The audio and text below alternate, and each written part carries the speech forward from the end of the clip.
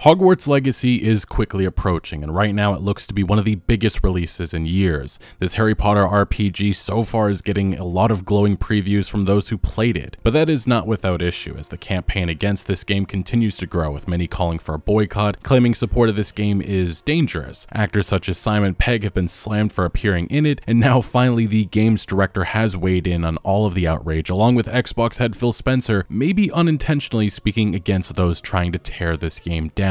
So with just about 1 week from release, a lot is happening and a lot for us to discuss. But before we move forward, this video is brought to you by the Opera GX browser. As someone who is editing, gaming, recording, and browsing all at the same time often, there is a need for reliable, smooth performance. Going from one task to another can come with issues, especially with how resource draining a browser like Chrome can be. That's why the Opera GX browser is a game changer. The GX control panel sports huge features such as the Hot Tabs Killer, allowing you to easily end performance-eating tabs. On top of that, you can limit CPU, RAM, and network bandwidth usage. Fully customizable, just like so much of this browser. Click on the upper right-hand corner, easy setup icon. You can gain full access to make this browser look how you want it to. Change the theme from a wide selection of colors, go from light to dark, change your wallpaper from one on your PC or from Opera's wide selection of free special ones. Making the switch from your old browser to Opera GX is made super convenient with the quick import tool, which in a few clicks takes all of your settings from your previous browser over. One of my favorite features though is the GX Corner, which provides you with free games, a game release calendar, the best deals, and breaking gaming news all in one easy to access place. Even better is that Opera GX customized this GX Corner with my own channel, which shows all of my recent uploads. So make the change today for free using my link in the description down below. Special thanks again to Opera GX for sponsoring the video. Now, as many of you have noticed in the last week or so, a number of influencers and gaming outlets got to play a number of hours of Hogwarts Legacy, and mostly the previews have been overwhelmingly positive.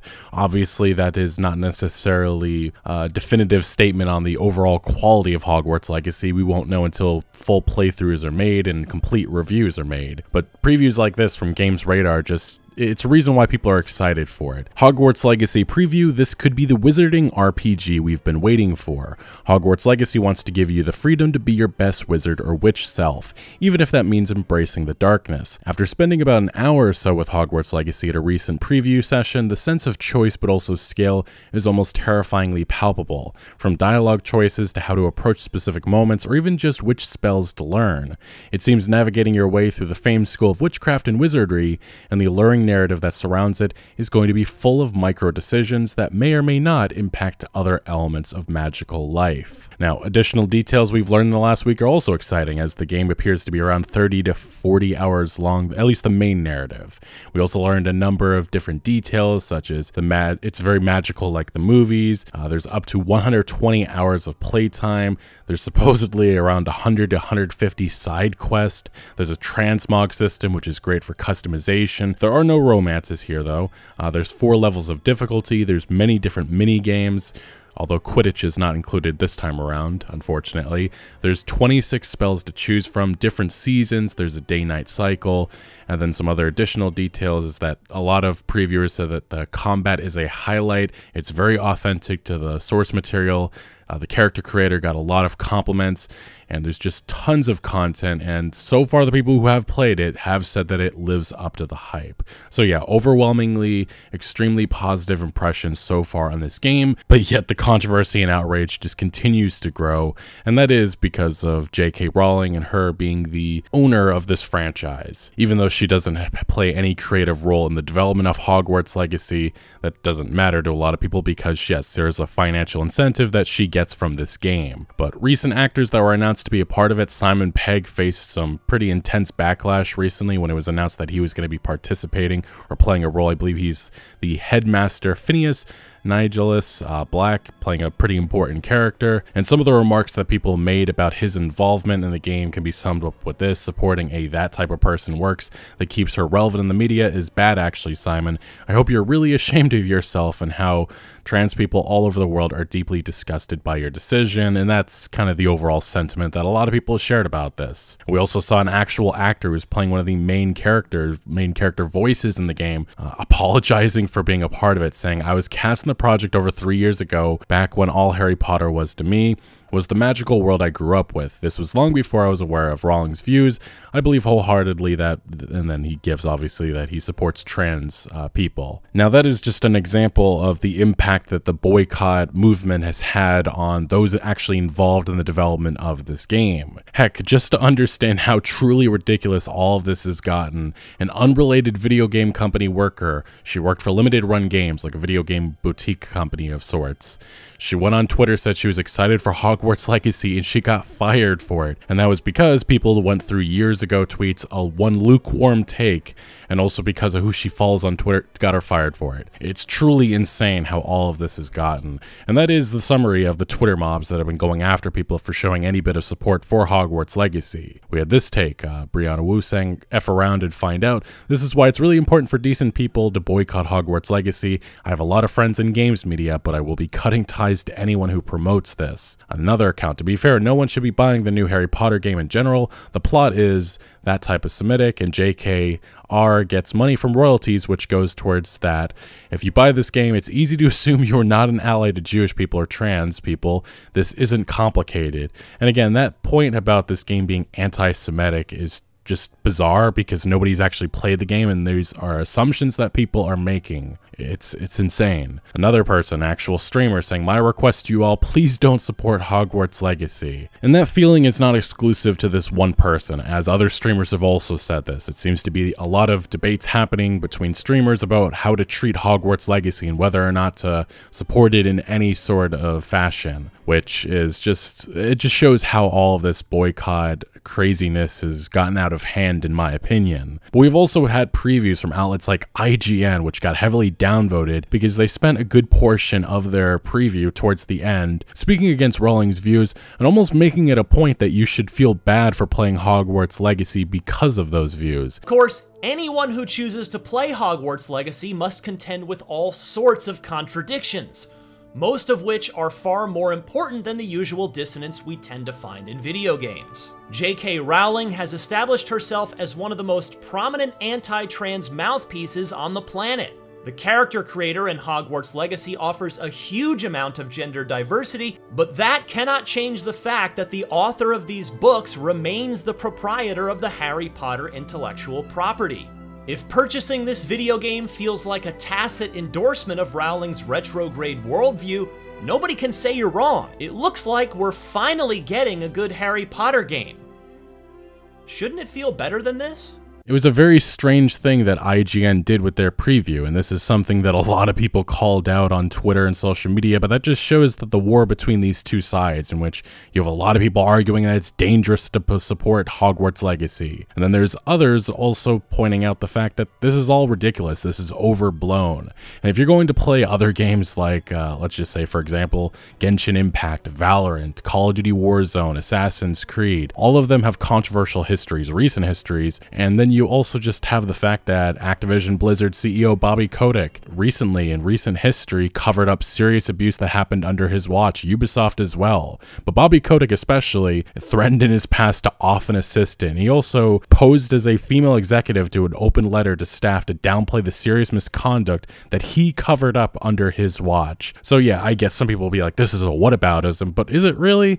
Because there's a lot of just nasty things that are happening in this video game industry, and the executives at the top are just getting richer and richer. So yes, I do think it is worth mentioning that, and talking about how games media has treated Hogwarts Legacy very differently than all of these other controversies that have happened in gaming. You don't see Diablo 4 having mention of Bobby Kotick and how he's benefiting from the game, and also just of all the nasty, disgusting things that he's done. But for some reason, Hogwarts Legacy is the sole exclusive game that has gotten this type of treatment. You have articles, just random articles about the art book reveals game length world map, and then at the bottom of the article it's like a huge warning about Rowling and how she's financially benefiting from this game. And then you have some people on Twitter, the Twitter mobs, which are just making up BS lies that the developers, they've already been paid. That's just completely nonsense. Troy Levitt, former developer on this game, who he himself faced some controversy. We talked about that in previous videos and how that was overblown. "I worked for Avalanche for many years. The studio always shared its financial successes with its employees via generous bonuses. Buying Hogwarts Legacy primarily supports the people that made the game. And as many have also pointed out, Rowling's probably also already been paid, be it via licensing agreements. So it's just really weird, a lot of the made-up nonsense that you see online, like the developers have already been paid, there's no reason to buy Hogwarts Legacy, you're just giving her money. That's just not true at all. But regardless, we did see the actual game director of Hogwarts Legacy give a response to the controversy surrounding the game, and this is what Ellen 2 had to say to IGN. I think for us, there are challenges in every game we've worked on. The game has been no different. When we bumped into those challenges, we went back and refocused on the stuff that we really care about. We know our fans fell in love with the wizarding world, and we believe they fell in love with it for the right reasons. We know that's a diverse audience. For us, it's making sure that the audience, who always dreamed of having this game, had the opportunity to feel welcomed back. They have a home here, and that it's a good place to tell their story.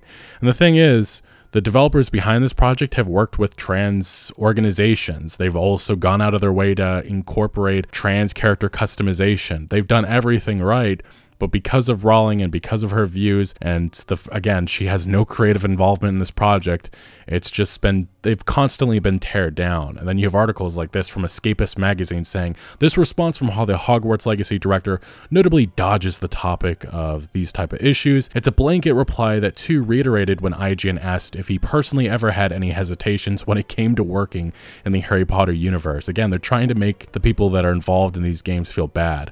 While the game's director's words seem to represent an attempt to comfort audiences, it doesn't change the fact that Hogwarts Legacy's legacy is already far too tainted by Rowling's words to ignore. Now, another thing that was very interesting just because of timing was the actual Xbox head, Phil Spencer, giving some just interesting remarks recently at an award show. As Kotaku writes, Microsoft Gaming CEO Phil Spencer juxtaposed the joys of gaming with the current sense of despair in the world of it after accepting the Andrew Yoon Legend Award at the 12th annual New York Game Awards about a week or so ago.